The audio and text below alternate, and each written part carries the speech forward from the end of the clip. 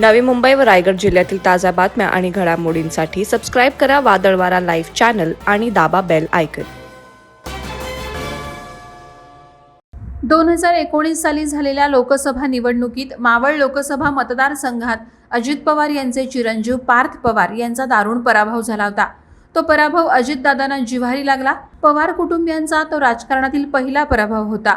2019 साली राष्ट्रवादीकडून संजोग वाघेरे हे लोकसभेसाठी इच्छुक होते। अजितदादांचे ते विश्वासू सहकारी म्हणून ओळखले जातात। त्यांना डावलून अजितदादांनी आपल्या पुत्राला उमेदवारी दिली होती। उमेदवारी मिळाली नसल्याने नाराज झालेले संजोग वाघेरे हे तरीही प्रामाणिकच राहिले होते। संजोग वाघेरे यांनी पिंपरी चिंचवडचं महापौरपद भूषवलंय। आता मात्र संजोग वाघेरे हे येत्या 30 डिसेंबरला शिवसेना ठाकरे गटात प्रवेश करणार असून त्यांना मावळ लोकसभा मतदारसंघातून उमेदवारी देण्याचं आश्वासन ठाकरे गटाकडून देण्यात आलंय। राष्ट्रवादीत फूट पडल्यानंतरही संजोग वाघेरे हे अजितदादांबरोबर होते।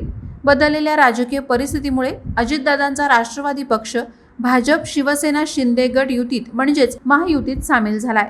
महायुतीतर्फे ही जागा विद्यमान खासदार श्रीरंग बारणे यांना सोडण्याची दाट शक्यता आहे। त्यामुळे मावळ मतदारसंघात राष्ट्रवादीचे 2 आमदार असूनही कार्यकर्त्यांची उपेक्षा होणार आहे। म्हणूनच संजोग वाघेरे यांना अजितदादांनीच शिवसेना उद्धव ठाकरे गटात पाठवले असल्याची चर्चा रंगत आहे। संजोग वाघेरे हे आजही अजितदादा पवार यांच्या सल्ल्याशिवाय कोणताही निर्णय घेणार नसल्याची शक्यता आहे। त्यामुळे अजितदादा पवारांच्या राष्ट्रवादीनेच संजोग वाघेरे यांना ठाकरे गटात पाठवून लोकसभा निवडणुकीत आतून मदत करण्याची दाट शक्यता वर्तवण्यात येत आहे। त्यामुळे पार्थ पवारांच्या झालेल्या पराभवाचाही बदला घेण्याची नामी संधी अजितदादांकडे चालून आली असल्याचं बोललं जातंय।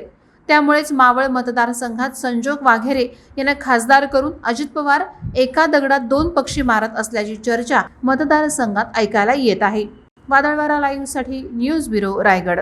नवी मुंबई व रायगड जिल्ह्यातील ताज्या बातम्या आणि घडामोडींसाठी सबस्क्राईब करा वादळवारा लाईव्ह चॅनल आणि दाबा बेल आयकॉन।